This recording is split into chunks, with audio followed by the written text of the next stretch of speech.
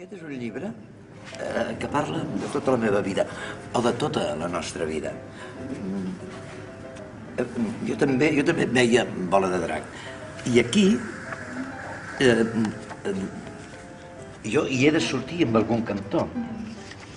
Mira, una de les coses que es parla en aquest llibre és de l'aló aló, dels doblatges, d'un tal Frank Spencer, que si us en recordeu era aquell que deia Betty, Betty,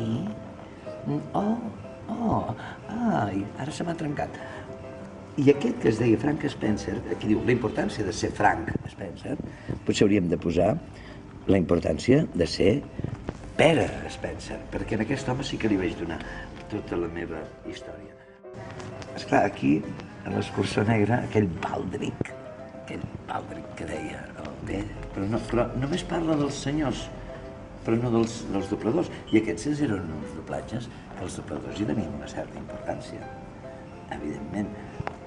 Però jo només hi surto amb un tros que heu d'endevinar qui sóc, però no us diré quin. Però bé, això ho reclamem. Estem a la segona edició de Jo també veia Bola de Drac. La Bola de Drac la vaig dirigir jo. Per mi era molt estrany. Jo que venia del teatre, del Segarra, dels versos, de l'Espriu, del Pirandello, jo tenia que doblar un nen japonès que feia i allò només volia dir hola, com estàs? Jo espero que en la propera tercera, quarta o cinquena edició d'aquest llibre, almenys que diguin, i el Joan Pere també hi era.